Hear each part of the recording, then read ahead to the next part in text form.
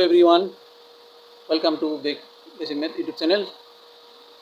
মৰমৰ ছাত্ৰ ছাত্ৰীসকল, আজি মই তোমালোকক ক্লাছ 9 ষ্টুডেণ্টছ তোমালোকৰ এক্সাৰচাইজ 1.2 কুৱেশ্যন নাম্বাৰ 1, 2 আৰু 3 এই তিনিটা কৰি দিম। ঠিক আছে, বুজাইছোঁ। চোৱা, কুৱেশ্যন নাম্বাৰ 1ত কৈছে, মোৰ হাতত ইংলিছ মিডিয়ামৰ কিতাপখন আছে, মই দুয়োটা মিডিয়ামতে কৈ দিম, এছামিছতো ক'ম, ইংলিছতো ক'ম। ঠিক আছে। State whether the following statements are true or false, justify your answer. Every irrational number is a real number. অৰ্থাৎ আমাক কৈছে যে তলত দিয়া ষ্টেটমেণ্টবিলাক ট্ৰু না ফল্ছ লিখিব কৈছে, আৰু জাষ্টিফাই এনচাৰটো কি কাৰণে হয়, যদি ট্ৰু হয় ট্ৰু, যদি ফল্ছ হয় ইজ ফল্ছ, এইটো লিখিব লাগিব, ৰিজনটো লিখিব লাগিব। Every irrational number is a real number. Every irrational number is a real number. তাৰমানে কি কৈছে যে প্ৰত্যেকটো অপৰিমেয় সংখ্যা এটা বাস্তৱ সংখ্যা, প্ৰতিটো অপৰিমেয় সংখ্যা এটা বাস্তৱ সংখ্যা। এইটো ট্ৰু না ফল্ছ? কাৰণ আমি জানো যে real number is A number, অৰ্থাৎ বাস্তৱ সংখ্যা এনেকুৱা এটা সংখ্যা যিটো সংখ্যাৰ লগত প্ৰতিটো সংখ্যাই থাকে, অৰ্থাৎ বাস্তৱ সংখ্যা সকলোতকৈ ডাঙৰ সংখ্যা, তাত ভিতৰত সকলো সংখ্যাই সোমাই থাকে, অন্তৰ্ভুক্ত হৈ থাকে। হয়, বাস্তৱ সংখ্যা স্বাভাৱিক সংখ্যাও হ'ব পাৰে, অখণ্ড সংখ্যাও হ'ব পাৰে, পূৰ্ণ সংখ্যাও হ'ব পাৰে, পৰিমেয়ো হ'ব পাৰে, অপৰিমেয়ো হ'ব পাৰে, অৰ্থাৎ প্ৰতিটো সংখ্যাই বাস্তৱ সংখ্যাৰ ভিতৰত আছে, যিটো কাক কোৱা হয় ৰিয়েল নাম্বাৰ। চ' দিছ ষ্টেটমেণ্ট, এইটো ইয়াত আমাক দিয়া দিছে এভৰি ইৰেশ্যনেল নাম্বাৰ, প্ৰতিটো অপৰিমেয় সংখ্যাৰ কথা কৈছে, গতিকে এইটো আমাৰ ষ্টেটমেণ্টটো ট্ৰু হয়। কুৱেশ্যন নাম্বাৰ 1ৰ এনচাৰটো হ'ব আমাৰ ট্ৰু। কুৱেশ্যন নাম্বাৰ 1ৰ এনচাৰ কি হ'ব? ট্ৰু। ৰিজনটো দিব লাগিব, বিকজ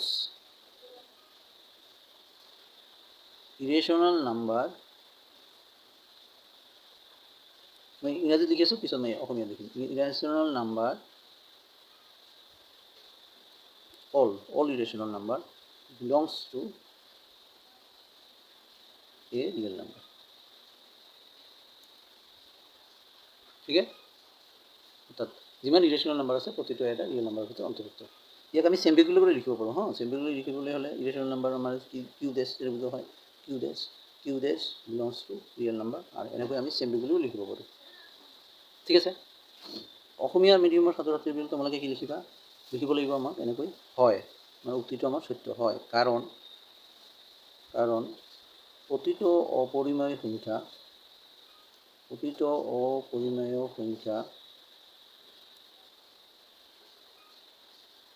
এটা বাস্তৱ সংখ্যা।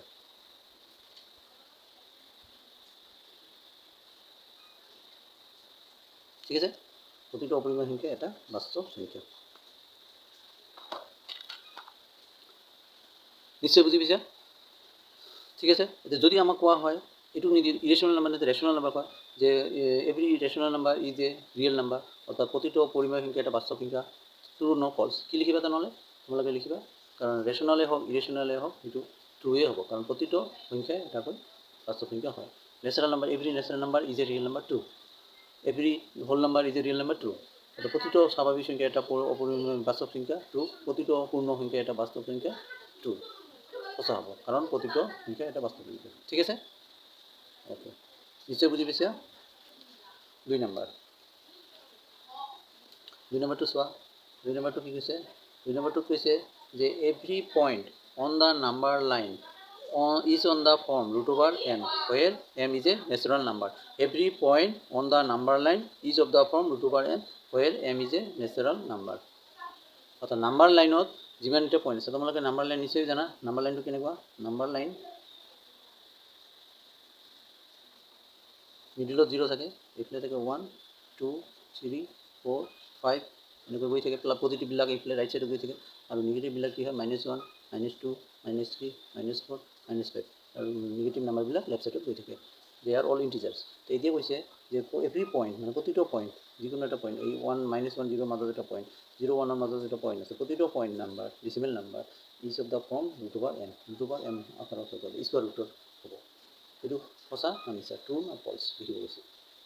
এবচলিউটলি ফল্ছ, বিকজ √4, when √4, যেতিয়া আমি √4 কৰোঁ তেতিয়া আমি it's come a whole number 2, when √16 it's comes a whole number 4, okay, but when √13 is a form of √n, কিন্তু প্ৰতিটো সংখ্যাই √স্কুৱাৰ ৰুটত নাথাকিব।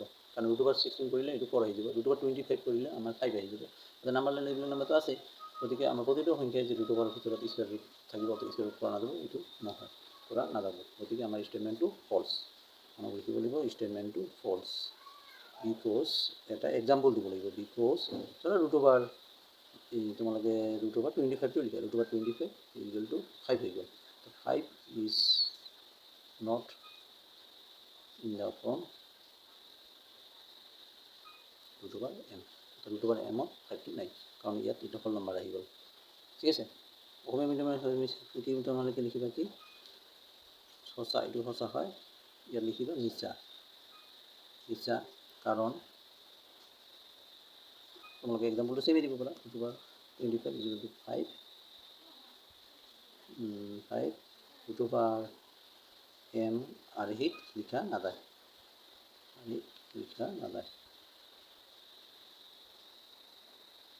অর্থাৎ √25 ইকুয়াল 5 √m আর্হিত লিখা নাযায়, √m আর্হিত নাথাকে। রাইট?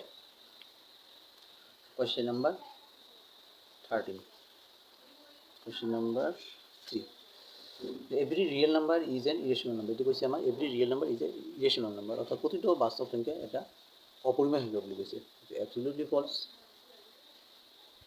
কারণ বাস্তব সংখ্যা ইরেশনাল নাম্বার নহ'ব পাৰে, কাৰণ বাস্তব সংখ্যাৰ ভিতৰত স্বাভাৱিক সংখ্যাও আছে, অখণ্ড সংখ্যাটো আছেই, ইৰেশনাল পূৰ্ণ সংখ্যাও আছে, অপৰিমেয় সংখ্যা আছে, অৰ্থাৎ সব গোটেইবিলাক সংখ্যা মিল কৰি বাস্তৱ সংখ্যা হয়। গতিকে বাস্তৱ সংখ্যা অকল যে ইৰেশনাল নাম্বাৰ অপৰিমেয় সংখ্যা হ'ব এইটো নহয়, কাৰণ বাস্তৱ সংখ্যাৰ ভিতৰত অখণ্ড সংখ্যাও আছে, পূৰ্ণ সংখ্যাও আছে, স্বাভাৱিক সংখ্যা আছে, পৰিমেয়ও আছে।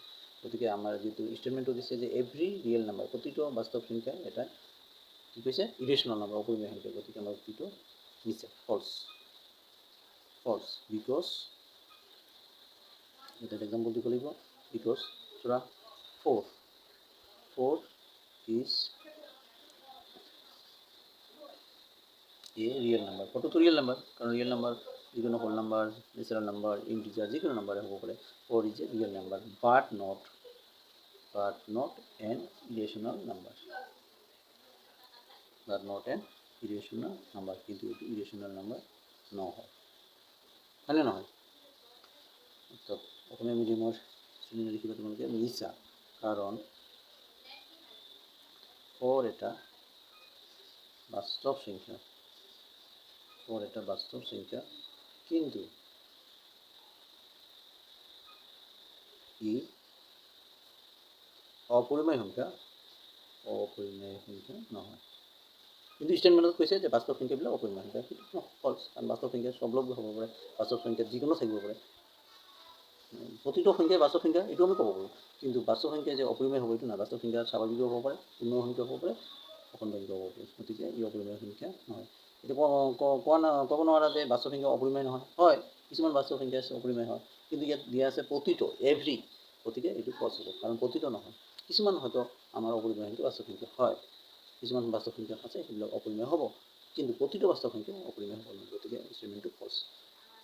কনফিউশ্যন নাথাকিবা, কোনো ডাউট নাথাকিবা, মৰমৰ ছাত্ৰীসকল, মই বাৰ বাৰ কৈ আছোঁ, নিশ্চয় বুজি পাইছা।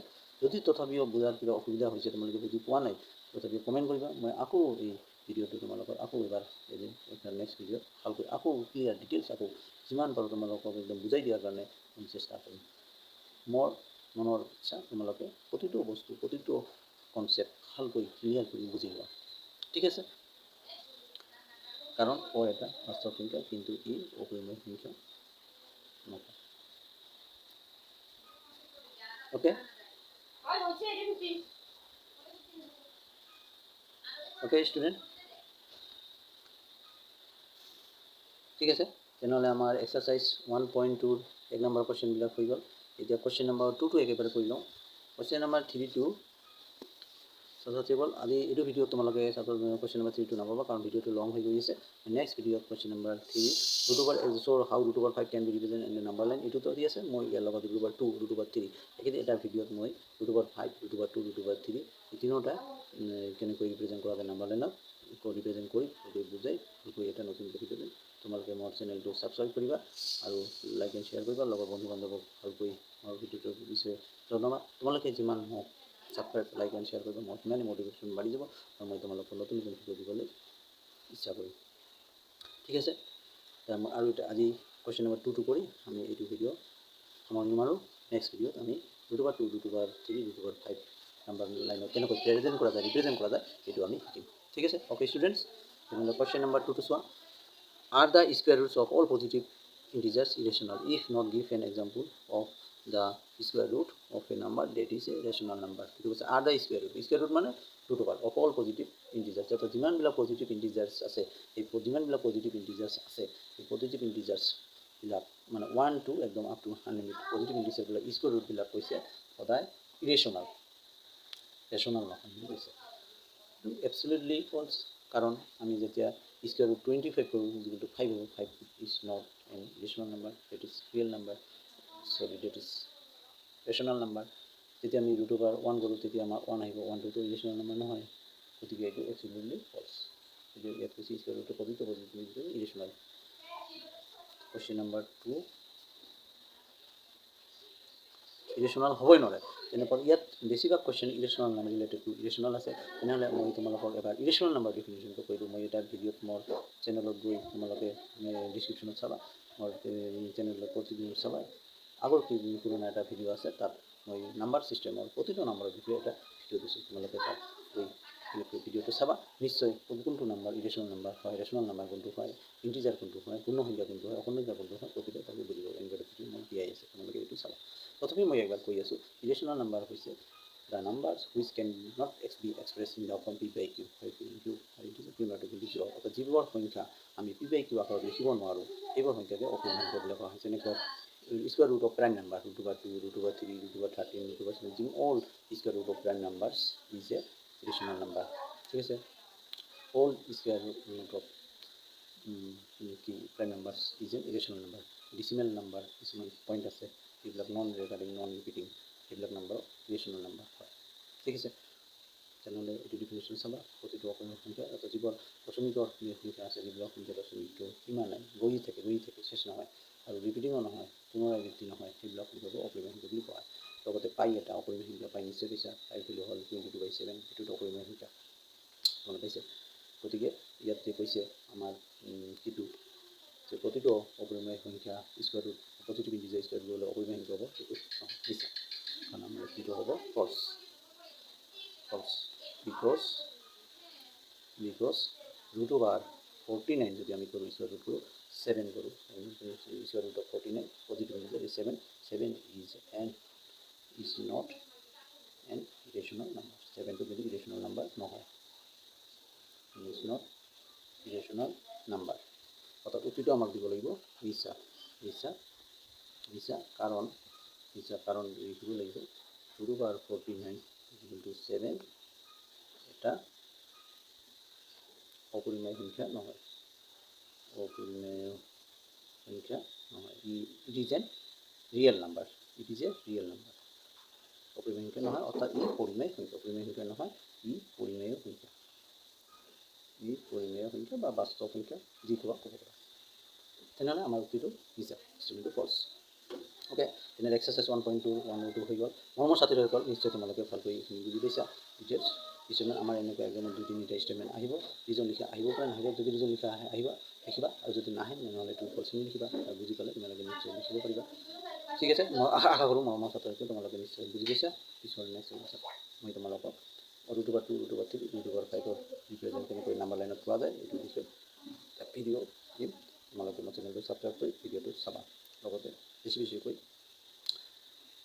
তোমালোকে এইটো তোমালোকৰ বন্ধু বান্ধৱীসকললৈ চেনেলটো ছাবস্ক্ৰাইব কৰিবলৈ শ্বেয়াৰ কৰিবা বেছিকৈ শ্বেয়াৰ কৰিবা অ'কে ইমান সময় তোমালোকে মোৰ লগত থকাৰ কাৰণে মই তোমালোকক ধন্যবাদ জনালোঁ তোমালোকৰ কাৰণে মই বহুত কৃতজ্ঞ তোমালোকক মোৰ ভিডিঅ'টো চোৱাৰ কাৰণে many thanks thank you for watching bye meet you again in next video okay